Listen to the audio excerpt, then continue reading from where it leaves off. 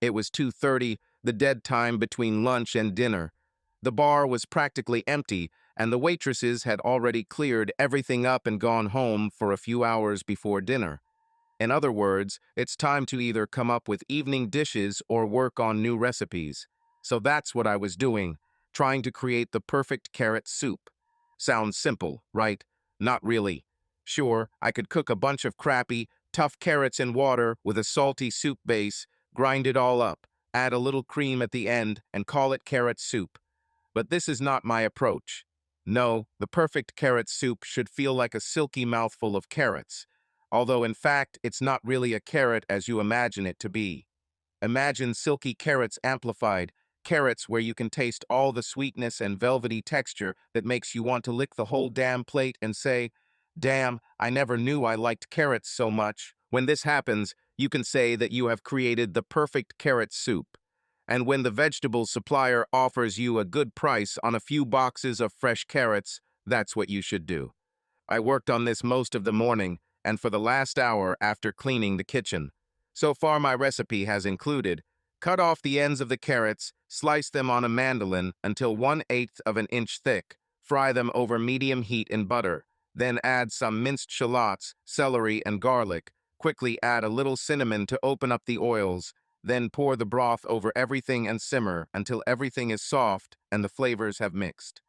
When everything is ready, grind everything in a blender, pass through a fine sieve, and add a little cream. Heat up this smooth, orange, velvety mass and taste. There was still something missing. "Try this," I said to Clara as she walked past me to the back door. She sighed with a "I need to get out of here" quick look and leaned over the steam tables with her mouth open. She took a sip and let the soup sit in her mouth for a while before swallowing. She then raised her eyebrows and nodded. "Almost," she said. "And fennel bulb," she announced. "Try adding a little fennel when roasting." We've been doing this for 9 years since I opened this place, and she always knew how to do something better. But a fennel bulb, is it true? She nodded. "A little," she said, pulling on her jacket. "But it definitely needs some fennel." And with these words, she left until the next morning. What about me? I went back to the beginning and tried adding fennel. Half an hour later, I was nodding my head in surprise. But I have to say that the soup with wild fennel was better than with regular fennel. The flavor was milder, but still added a depth that brought out the sweetness of the carrots. I crumbled the molasses biscuits into the center of the soup bowl. The crunchy texture and warm spice of the biscuits would contrast nicely with the soup when the bartender poked his head into the kitchen. "Phone," he said, then turned and walked back into the bar. I poured the soup around the cookies, grabbed a handful of spoons, and took them to the bar. The usual afternoon crowd was just beginning to gather, and they perked up at the sight of the bowl in my hand. "What's on trial today?" Lonnie Mackey asked, sitting up straight on his bar stool to look into the bowl. "Carrot soup," I said. "Carrot soup," he said, disappointment showing on his face. "Try this," I said, placing the bowl between him and his partner, Charlie Ford. "Good for eyesight." "To hell with my eyesight," he grumbled, picking up a spoon as I walked to the phone behind the bar. "This is Nina," Mitch said, handing me the phone before starting to pull out beers for the regulars coming through the door. "Hi, honey," I said into the phone. "What's happened?" "It's nothing special," she said, sounding nervous. "I wanted to know what time you would be home." "About 6. She fell silent, and I decided to wait. She'd been like that for the past few weeks, quiet, thoughtful, and nervous. My first attempts to improve relationships were unsuccessful, but the past week has taught me that waiting patiently helps relieve tension. "Exactly," she finally said. "Almost exactly," I replied. "Why? Do you need to buy something?" "No," she sighed. "I was just wondering if you could watch the girls tonight. I'm having a party." "Party?" "Yes," she said, becoming defensive.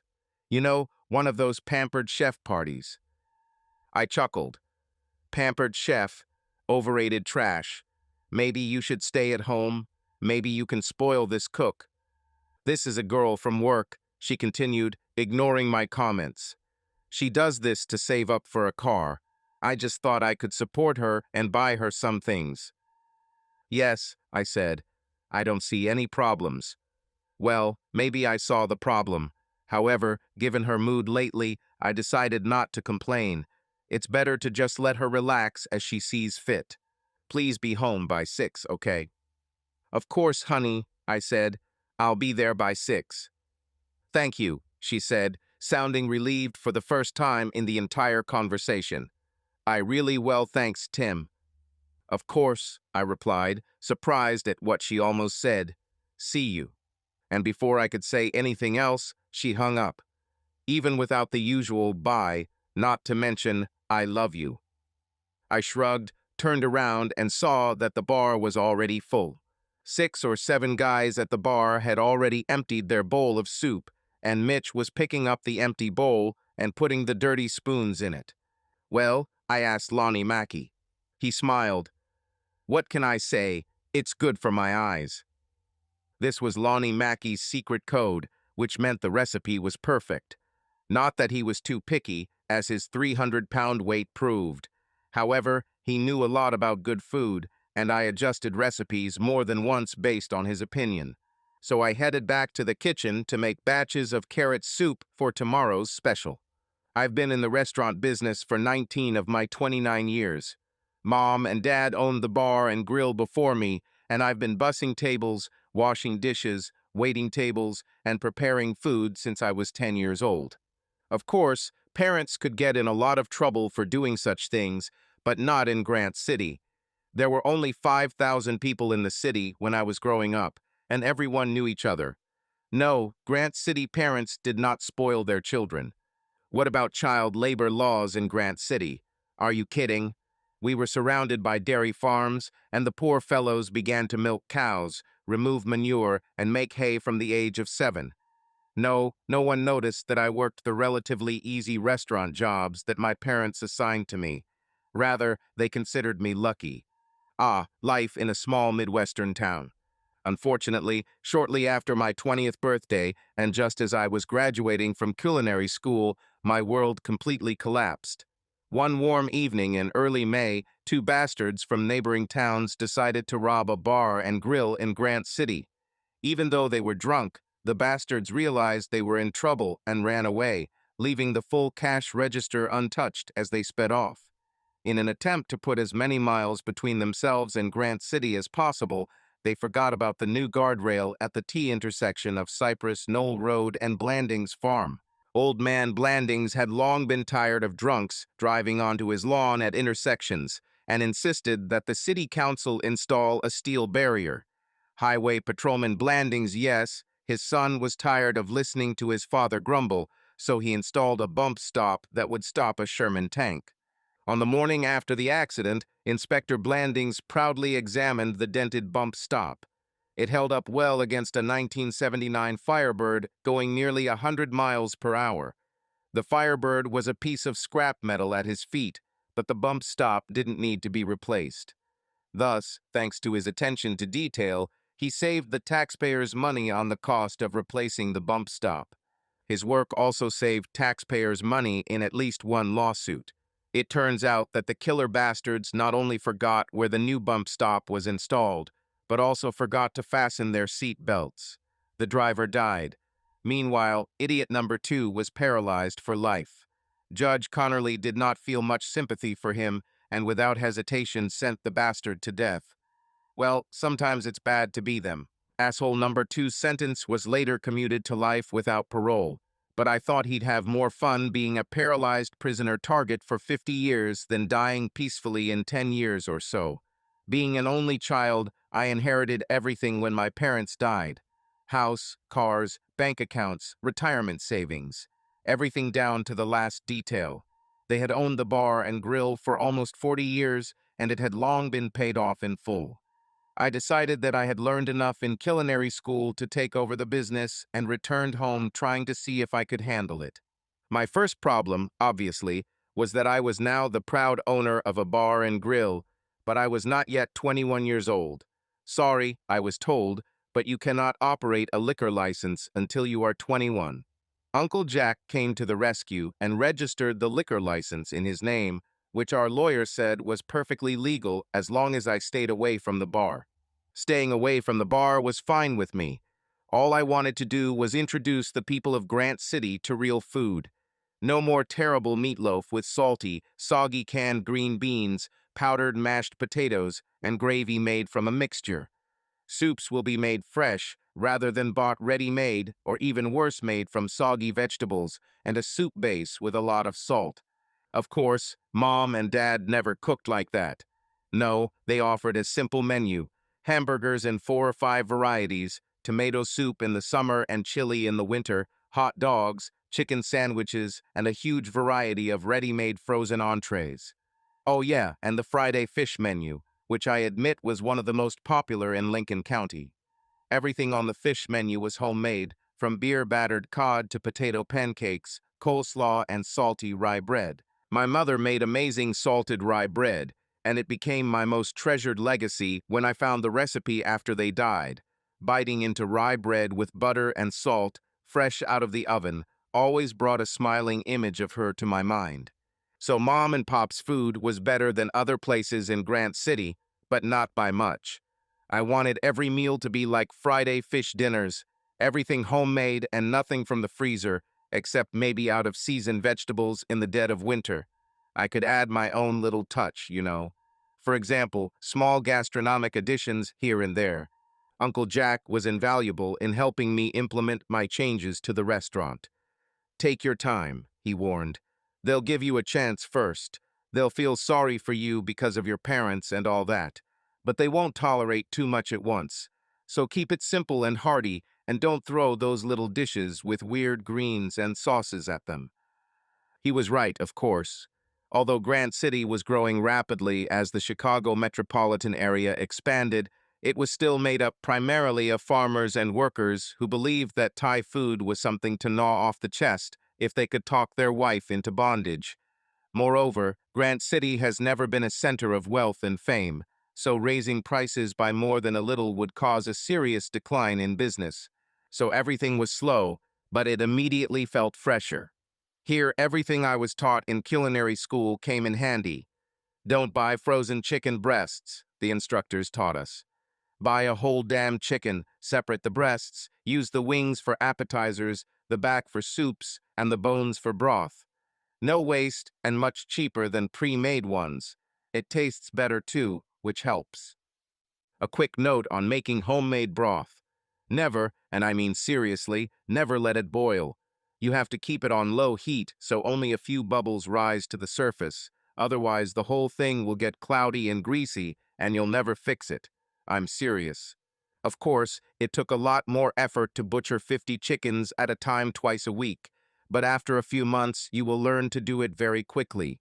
And as I said, I had a lot of free time before lunch and between lunch and dinner. I was constantly on the move, and after 6 months, I was busier than ever. In fact, Uncle Jack confirmed that the bar and grill never made that much money. So here's how to succeed in the restaurant business. All you need is a couple of low-life bastards to kill your parents, so you can inherit it all debt-free, and then for the city to feel sorry for you long enough to give your establishment a chance. Then, of course, you need to work 12 hours a day, 7 days a week, and pretty soon you'll have something worthwhile. But to be honest, I would prefer that my parents were alive. But I didn't have that choice. I got home at 10 minutes to 6. Nina met me at the door, dressed as if for a holiday. "Is this how you dressed for the pampered chef party?" She smiled tightly. I just wanted to look smart.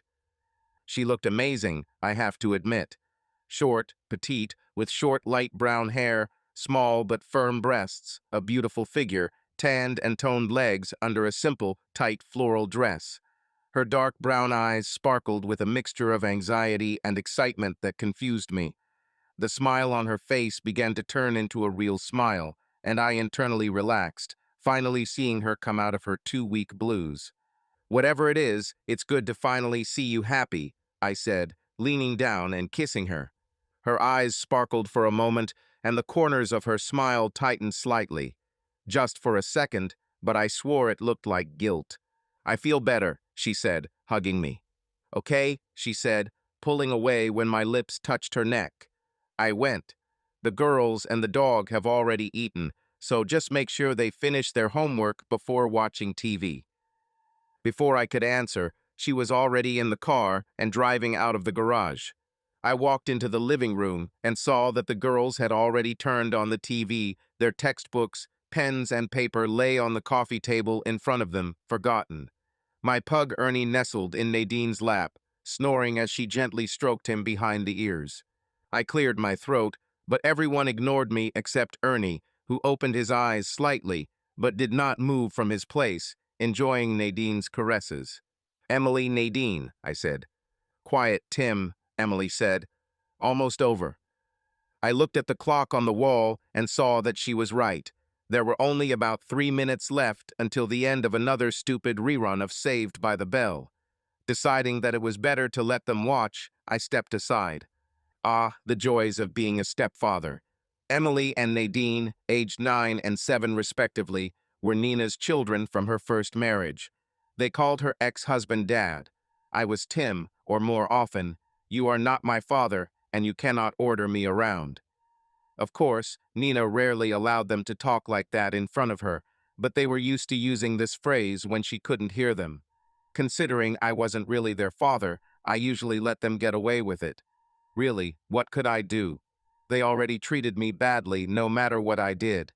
The problem was that the girls somehow blamed me for their parents' divorce. It didn't matter that Nina and I didn't know each other when she divorced her ex-husband. Hell, it didn't even matter that Nadine was only 3 years old when they divorced and had no memory of her and Steve living together at all. But Nadine took on Emily's anger and resentment and, trying to be like her older sister, began to treat me the same way she saw it with Emily. I don't want this to sound worse than it actually was.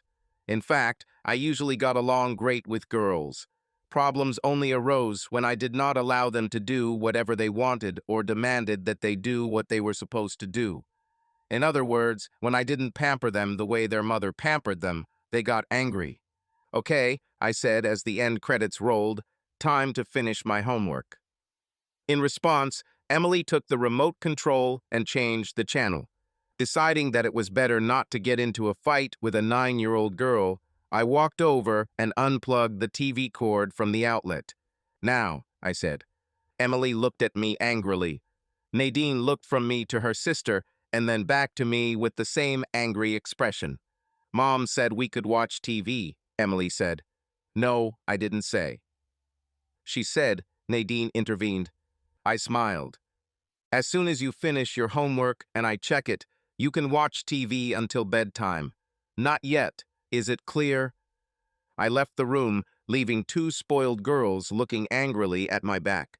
"Don't even think about turning it back on," I shouted to them from the kitchen. Luckily, they didn't do this. I needed to relax, and playing with them to get them to finish their homework would only add to the stress.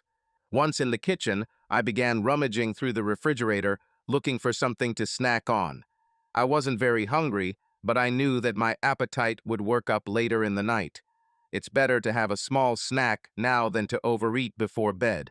10 minutes later, after finishing my sandwich with leftover chicken, red peppers, and pesto, I was flipping through cookbooks for new ideas for carrots. The soup doesn't use 3 boxes of carrots. A quick note about gourmet sandwiches. Think of the sandwich as a complete meal between 2 pieces of bread, preferably good bread. So don't just slap sausage and mayonnaise on a loaf. Instead, take last night's roast beef, cut it into pieces, chop up the remaining root vegetables, and slather everything with a good chunky grain mustard. Heat it up gently, and you've got yourself a complete dinner. Try it sometime. This works especially well with Thanksgiving leftovers. "Tim," I looked up. It was Nadine, standing in the hallway with textbooks in her hands. She looked a little embarrassed and shy. "Yes, honey. Can you help me with fractions?" I smiled widely and patted the seat next to me. "Let's get started so we can watch TV, okay?" Her relief was obvious, and we spent the next half hour working on fractions. Moments like these made all those annoying episodes really worth it. Spoiled or not, I loved them to death. Ernie was lying on my stomach, and his snoring finally woke me up. I was on the couch, covered with a blanket and Ernie, and it was a little after midnight. I didn't hear Nina come home, but the blanket indicated that she was already back. She must have gotten in late because I remember the weather at the end of the 10 o'clock news. I sat up, throwing the pug off my stomach, and folded the blanket. Ernie watched sleepily as I put the folded blanket back on the couch. When I was done, I laid Ernie on the blanket. Damn it, make him comfortable, right? And he felt comfortable. I heard him snore as soon as I reached the bedroom door 15 feet away. The room was dark, but I felt Nina's presence. Not wanting to wake her, I began to strip down to my underwear at the foot of the bed, stumbling in the dark. "You looked so calm," she said. Her voice was wide awake and sad. "Just you and Ernie, sleeping so peacefully." She tried to laugh, but it sounded forced. "Did you have a good time?" I asked, sliding under the sheets next to her. "Yes," she said. "Maybe. You understand." To be honest, I didn't understand. And judging by her tone, she didn't understand either.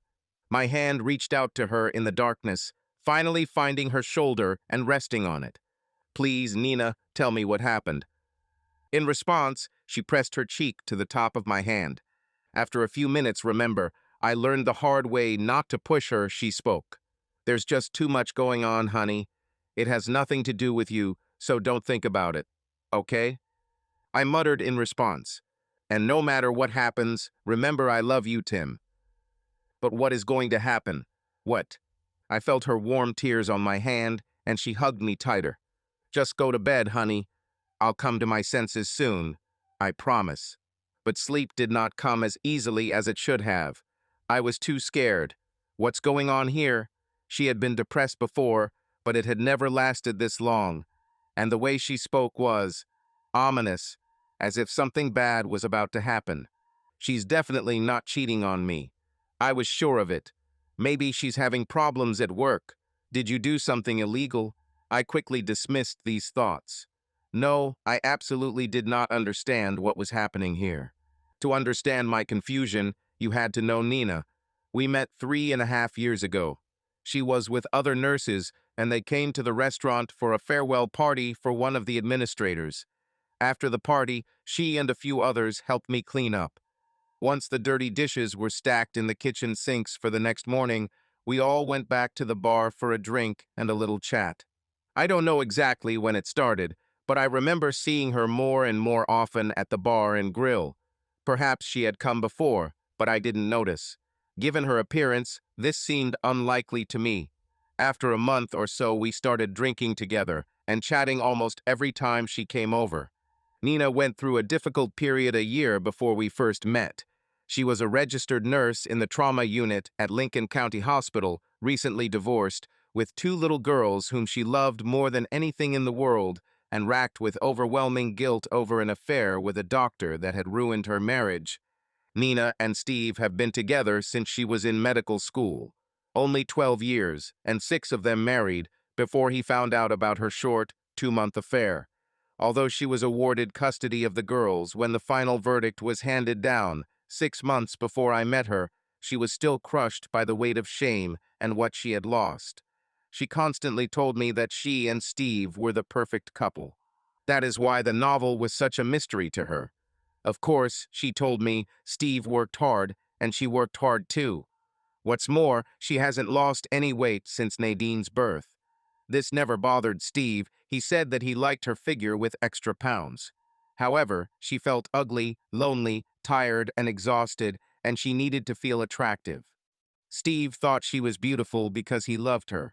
She wanted someone else to confirm that she was still beautiful, someone who wasn't already interested in thinking she was beautiful.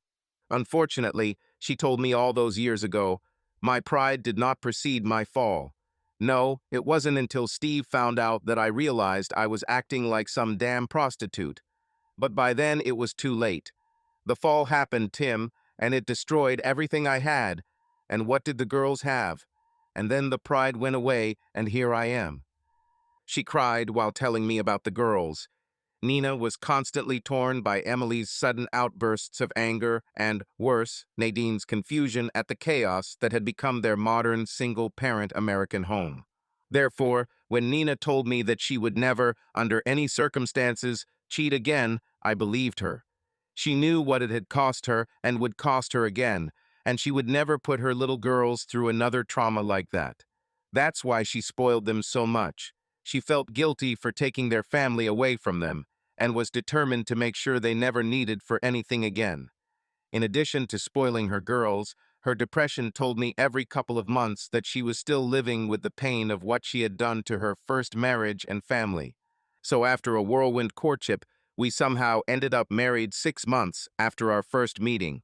Simple ceremony, judge in court, party for friends, family and clients at the bar and grill afterwards. And other than the occasional 2 or 3 day depression every few months, we were all pretty happy together. Only later, looking back, did I realize that there was one small mistake in my boundless faith in Nina's fidelity. Just a small mistake, but I should have noticed it then. When the waitresses showed up just before lunchtime, the next morning, Clara approached me. "You know Jenny leaves on Friday, right?" I looked up from the cutting table, where I was slicing cucumbers on a mandolin to garnish salads. Kitchen safety tip number 15. Unless you are a professional chef, always use a mandolin guard when slicing. Or make sure your health insurance is paid, and you'll never need your fingertips again. "I didn't hear," I said. "So we will be short one waitress." I nodded. I looked through the application file to find someone who would be suitable for the job. I smiled. "Don't keep me in suspense, Clara." Her lips tightened. Poor old Clara. She rarely even smiled at her clients. It's amazing how she managed to get tips at all. Apparently, her fast and accurate work compensated for the lack of joy, and God knows I couldn't run the kitchen without her. So, my sister, Gertie. Sister or girl? What? Is your sister's name Gertie? Or a girl? "My sister," she said indignantly. "You know that." I chuckled because she was right. I knew it. Clara's parents gave all their children old-fashioned names. Besides Clara and Gertie, there were Ethel, Myron, Veronica, and Kirill. Quite strange names for a group of children born in the first half of the 60s. "So," Clara continued, glaring at me so that I would stop interrupting, "Gertie's eldest daughter, Nicole, is having difficulties in her life. She returned to the city with a child and really needs a job." "Does she have experience as a waitress?" I asked. "No." I shrugged. "Seems like business as usual." Clara was silent, waiting for me to say more, but I returned to cucumbers. After almost a minute, Clara couldn't stand it anymore. "So can I hire her?" I stopped again. Kitchen safety tip number 16. It's best not to use a mandolin unless you're focused. Even if you use a finger guard, this is still a great way to lose a fingertip. "Clara, did I ever tell you who to hire and who not to hire?" She shook her head. "So why are you making a fuss now? If you want to hire her, if you think you can train her and she can handle it, then hire her." I wasn't angry, I was annoyed. She knew the rules. "Well, I might have to give her extra hours, Tim." "On what?" "Don't know. Maybe work as a bartender or a cook." "Does she have any experience as a bartender or cook?" Clara shook her head. I laughed. "Well, I'll see how she copes with the work of a waitress, then I'll think about it. Okay?" Clara's shoulders sagged with relief. She almost touched me, and I swear to God, she almost had a smile on her face. Then, without another word, she turned and went to prepare the hall for dinner. This is a good time to share how I run a bar and grill. To be honest, no way. I run the kitchen and can barely manage it. First, of course, there is Clara. She is in charge of the waiters. She is in her early 50s, strong but not fat, and tall, almost 6 feet. Clara is married to a truck driver named Leon Burton, and they have 2 teenagers. The boys are tough, just like their father, and are key players, offensively and defensively, on the Grant City Generals football team. Clara has been working at the bar and grill almost as long as I have 19 years, and she knows how to train wait staff and wait tables. She's not rude, but she doesn't babysit either. Her motto, always unspoken but noticed by most, is sit down, shut up, eat, pay, and get out. We have a high customer turnover, and most people are smart enough to vacate the table immediately after finishing their meal. If they want to order a cocktail or dessert, there are tables at the bar where they can continue to chat. Next comes Mo. Don't ask what this abbreviation stands for. I don't know, and he doesn't say. Mo Lerouch is how his checks are written, and this is how he signs them. Mo is in charge of the bar. Thank God, because I couldn't handle the orders without him. Mo is a man in his late 40s, divorced, graying hair, crew cut, square jaw, and slight paunch. He teaches math at Grant City High School during the day. In the evenings, from Monday to Saturday, he works in our bar from 7 to closing. Paying for 3 children makes it so hard to work, especially when you're constantly giving the kids a little extra pocket money. No one knows why he and Elaine got divorced, especially since they are very friendly to each other every time they meet. Anyway, every night Mo checks the inventory and leaves me neat lists of what needs to be ordered and what is overstocked in the warehouse and should be avoided.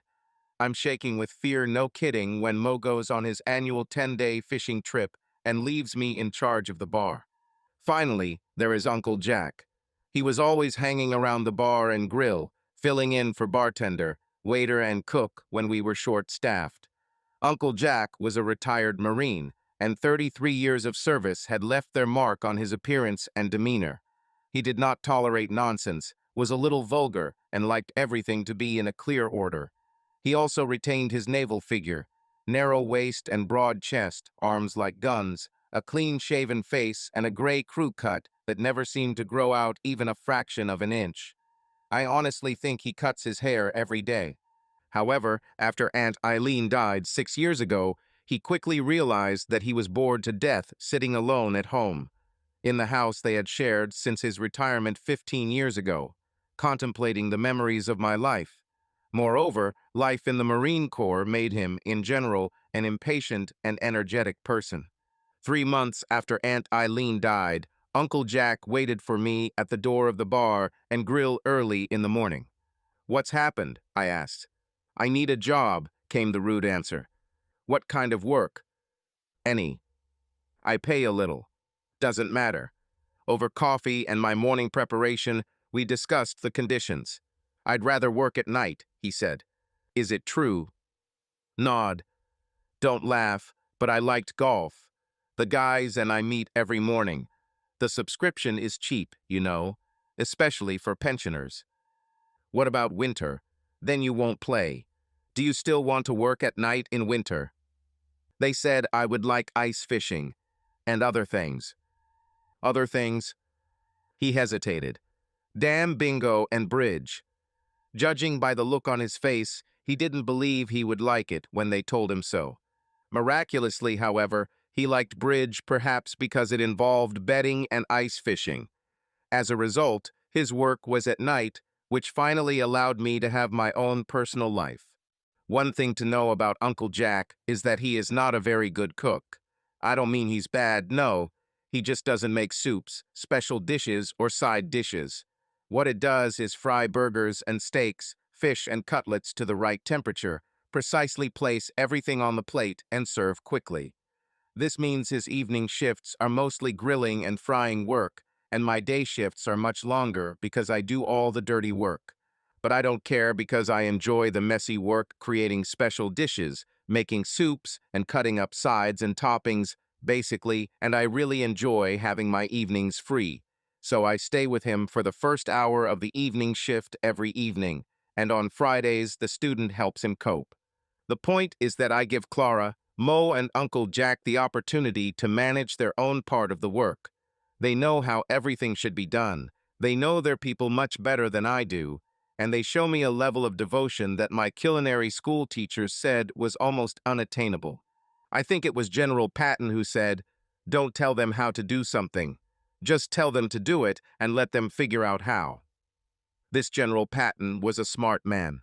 Steve sees the girls until about 8:30 every Thursday night.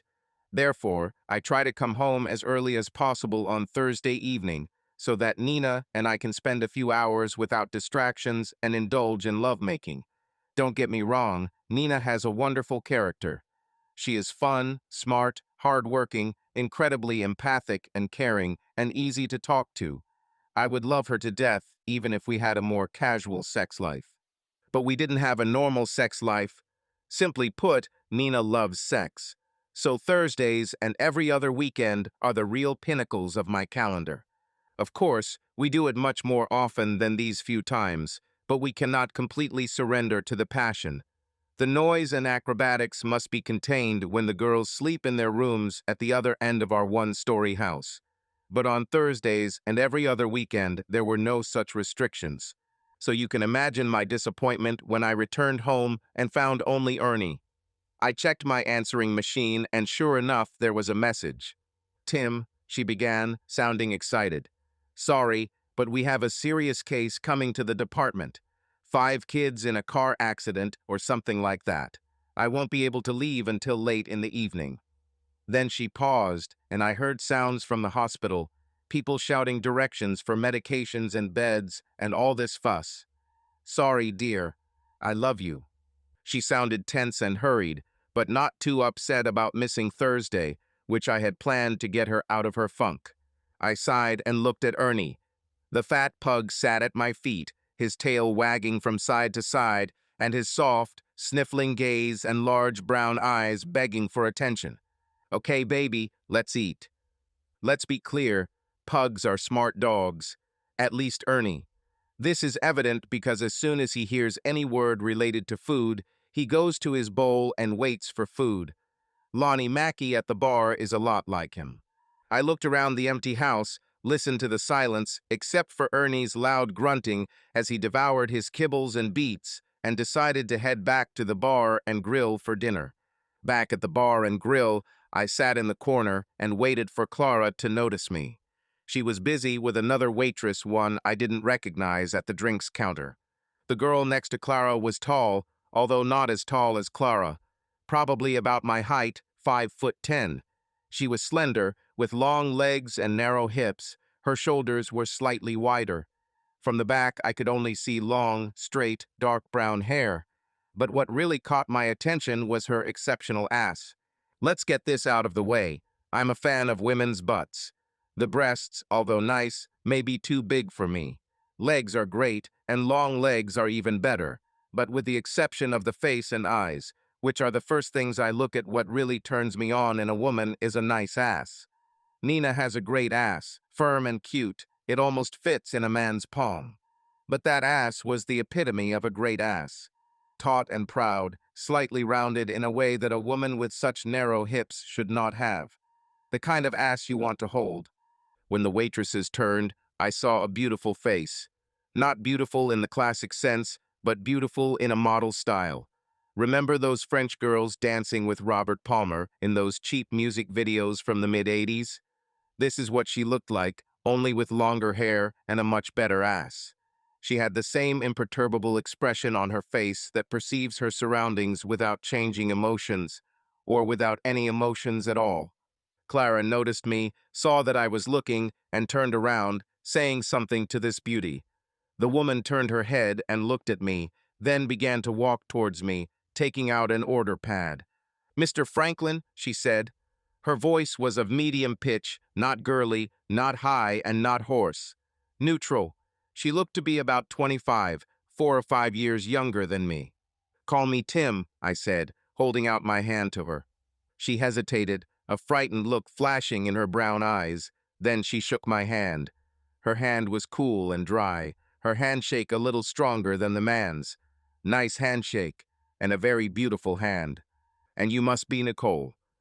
"Yes," she said, raising her eyebrows and holding her pen over her notepad. A small smile flashed on her lips. "Want to hear our specials?" I grinned. "Thought you didn't start working until tomorrow." "Aunt Clara has been keeping me up to date on secrets for the past few days." I glanced at Clara, who suddenly turned away and found something else to do. A few days, right? How? Since the day before yesterday. Since Monday, actually. And when do you start working? 6:30. So everyone knew about it. The entire bar knew that a new waitress would start her shift every night immediately after I left. Well, I said, shrugging, I'm just the boss. I don't see any reason why I need to know such things, right? I saw the smile disappear from her face, and she became imperturbable. She was about to say something, but I interrupted her. Relax, Nicole. I'm not angry, and I need to return you to your duties. So give me a bowl of soup and a salad with blue cheese, okay? She nodded, wrote down my order, and went to the kitchen. 5 minutes later, I watched her come out of the kitchen with soup and salad, balancing on one forearm and holding a small basket of bread in her other hand. What was strange was the look on her face when she pushed the door open with her hip. It looked like an expression of pain, and the concentration on her face that disappeared when she set down the bread and then removed the soup and salad from her forearm. It was an expression of relief. Everything is fine? I asked. A small bead of sweat appeared on her temple. Fell, she said. Her eyes avoided mine, and her voice was barely audible. You must have fallen hard, I said. My voice became quieter. Are you sure you're okay? She just looked up, met my gaze for a second, and nodded. I'll be fine. I nodded. If you have to take a day off, it's not. She shook her head. No, really, everything's fine. She tried to smile, but it didn't work out the way she planned. Then, without another word, she returned to the other tables. I ate the soup while it was hot, took a bite of the bread, and ate about half the salad. I put the napkin on the table in front of me when I heard Clara over my shoulder. Well, she said, how do you like it? Is she coping? I turned and saw Clara looking at me with her stern gaze. I waved my hand to the seat opposite, and Clara, making sure that no one else was occupied, sat down on the chair. What's wrong with her? I asked. What do you mean? She's hurt. Clara bit her lip when she heard this. Her eyes flickered to Nicole, then back to mine. I decided to wait until she told me everything herself, continuing to eat the soup and looking at her. This is her boyfriend, she said. Ex-boyfriend now. Is he hitting her? Clara nodded. That's why she's here. She left him after the last time. I collected my son and things and returned home. Where is he now? In Frontier City, she replied, naming a town about 30 miles down Route 92. How long has she been back? Last Saturday. I smiled. I didn't waste any time getting her a job. Clara hesitated. Relax, I said. I'm not angry. It's just, you could have told me, you know. Clara nodded. Next time I'll tell you. I promise. I sat back and took a sip of my iced tea, turning it all over in my head. When everything calmed down, I spoke. Tell her to come Monday morning at 9. Clara looked at me in bewilderment. I'll teach her kitchen work, I explained. She'll be able to work on the weekends. Clara's relief was obvious. Thanks, Tim. Do you think she'll be okay by then? Not so painful. Clara actually smiled, teeth and all. She'll be ready. Okay, I said. What about her child? Will she find someone to leave him with? Clara nodded. Gertie and I will take care of everything. I shrugged. Well, then everything is settled. With these words, Clara stood up and began to bustle around the hall with renewed energy. You see how easy it is to gain loyalty. Your employees and clients have their own problems in their own lives. Try to be involved and help them where you can. Who knows, someday I will need help. Maybe then they'll try to help me, right? But I didn't realize that I would need this help so damn soon. I got back from the bar and grill a little before 8. Steve had already returned home with the girls and was sitting on the porch when I pulled into the driveway. Hi, Tim, he said. Steve, I replied, nodding at him. Where are the girls? In the house. I didn't want to leave them alone. You could wait in the house, I suggested. He just shrugged. I looked at my watch. You're early, I said. Sorry, but I don't. Don't worry, he replied. My fault. I should have called. Beer. He shook his head. Where is Nina? I was late at work. Serious accident just before the end of her shift. He nodded. He knew how it was after so many years with her. Do you want me to ask her to call you back? I suggested. No, he said, standing up. Nothing serious. See you later. I just nodded and he left. It's strange, I know, but I've always liked Steve. When I first met him, he looked so lost, like he'd been through some terrible disaster, like a tornado or something. He always had that distant look in his eyes. And every time he brought the children after his meetings, he almost cried, watching them run into Nina's arms. The divorce clearly didn't do him any good. You could see it in his posture every time he saw Nina. You could tell he regretted the divorce, like he should have given their marriage a chance, tried marriage counseling or something. One way or another, he was always nice to me. He didn't talk down to me, get in my face, or do all the crap I had heard about from various friends and clients who were in the same situation with a new husband as I was. Also, in the last year and a half, Steve has really started to come out of his shell. Mainly because of Brenda, of course. She moved in with him around then, and he seemed happy again. But today was different. First, and most obviously, Brenda was not with him. They were inseparable from the moment they met, and she was always with him when he picked up and dropped off the girls. Secondly, and more alarmingly, he was not smiling. He hardly spoke. He seemed gloomy and thoughtful, as if something was tormenting him. I hoped for his sake, and for my sake, that he and Brenda were still doing well. For his sake, because he had already been through enough crap, and a happy Steve meant a happy Emily and Nadine. Sad and depressed Steve meant angry and irritable girls. For my sake, too, because happy Steve didn't make Nina feel guilty again, and the guilty Nina became a depressed Nina. Depressed Nina, like now. A 2-week depression that she didn't want to talk about. My lips tightened at this realization.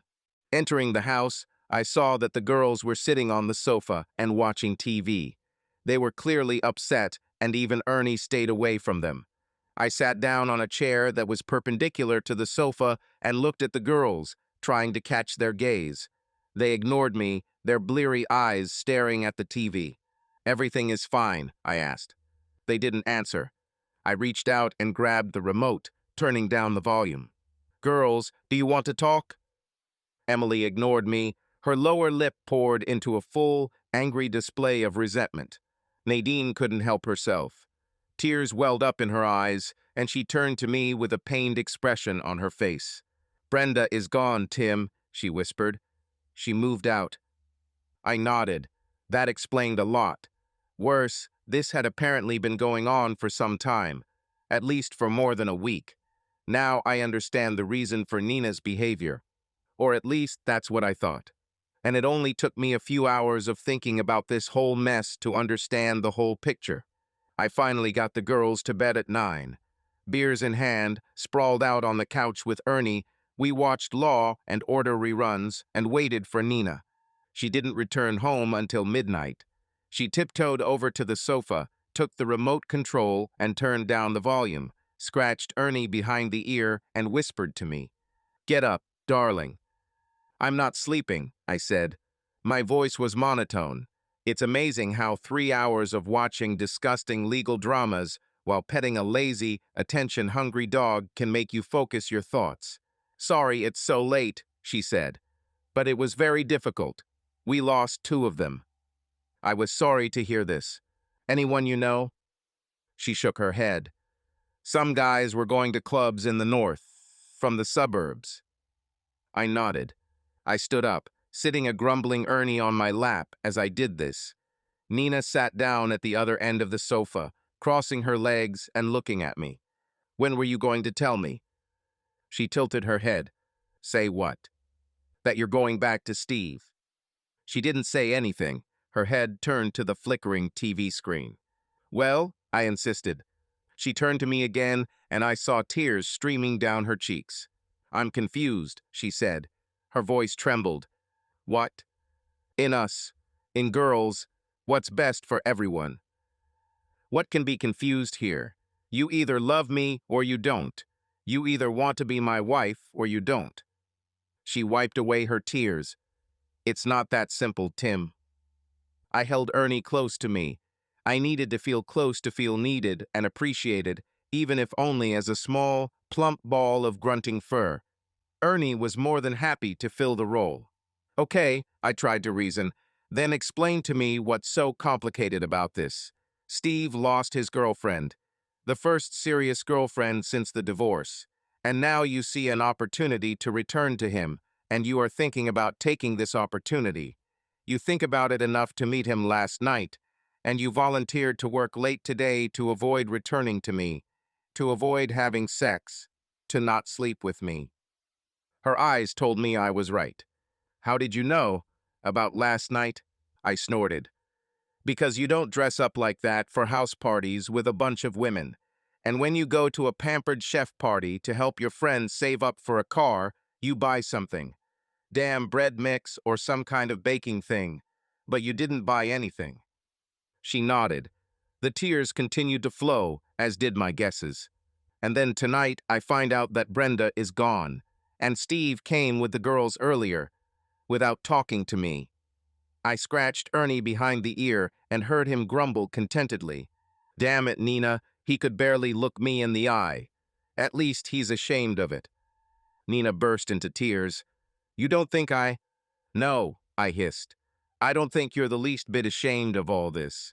You're just trying to figure out how to get out of here, how to leave me, and get back to him with minimal drama. Which would be a hell of a breakthrough for you, by the way. How can you say that? How can you even? Because, I interrupted, lowering my voice so as not to wake the girls, when I started connecting the dots, I called the hospital to see if there had been any accidents. But it was, she said, sobbing. I nodded. Yes, you're lucky, aren't you? Unfortunately, the accident happened 15 minutes after your shift ended. But you stuck there, trying not to go home and sleep with your husband. So when the call came, you jumped into action, didn't you? It wasn't like that, she pleaded. But the look in her eyes told me that it was exactly like that. I didn't say anything, preferring to stare at her while I stroked Ernie's sides. Thank God he is my dog and not hers. Otherwise, he would have left me to try to comfort her. God knows I also wanted to hug her and calm her down, to try to ease her suffering. I just don't know what to do, she finally said, her voice quiet as she wiped the tears from her cheeks for the millionth time. You know exactly what to do and have already done it. She looked at me, her face an expression of horror at the realization of what I had said. You think that I could? Do you think that last night I think, I said, that last night I, your husband, was watching your children so that you could have dinner with your ex-husband and decide whether you want to take these very children of yours and leave your current husband for your ex-husband. That's what I think. The look of horror was replaced by an expression of shame and embarrassment. I decided to be even clearer. Right. Good thing I was available to watch your kids while you went on a date to betray me. She shook her head. And then, I continued, delivering the final blow, when you decided that this was what you wanted, you made sure that you would no longer betray your now ex-husband by having sex with me, with your current husband, the one you supposedly love and are so upset about. The look on her face told me I had hit the nail on the head, and she couldn't believe I had it all figured out. What's more, I continued, continuing my tirade, I'm pretty sure last night wasn't the first time you two saw each other or talked about this. So, she shook her head, sobbing. That's why you've been in such a mood for the past 2 weeks. Because you've been thinking about it and planning it with his help all this time, right? It just took you until last night to finally make a decision, didn't it? She couldn't look me in the eye, instead staring mindlessly at the flickering legal drama unfolding on the television screen. So we'll call Steve now, I continued. Right now. And then you call the hospital and arrange a day off for tomorrow. And then you and Steve can pack up all your things and move back in with each other and be one big happy family. and it will all be done before I get home from work tomorrow evening. Understood. My voice shook, and I felt tears running down my cheeks as I continued. There is no point in continuing this farce. You've made your decision, and there's no point in dragging out this damn drama, okay? She looked at me, sobbing through tears. You won't even try to dissuade me. I laughed. I've been trying to talk to you for the last 2 weeks, but you didn't want to share anything then, did you?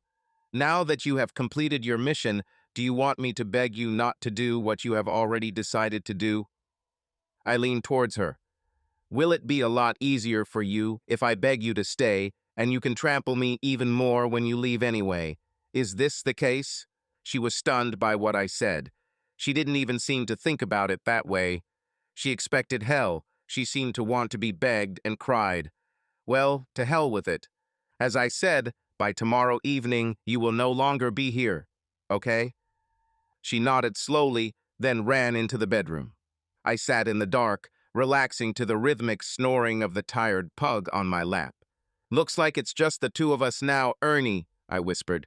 I didn't even bother wiping the tears from my cheeks. I'd rather wake up with a reminder that my marriage is over. Subscribe to our channel so that your love doesn't cheat on you, and go ahead and listen to the next story, because this story is nothing compared to the next one. If you're under 18, don't even think click to the next one. Click to the next one. Click to the next one.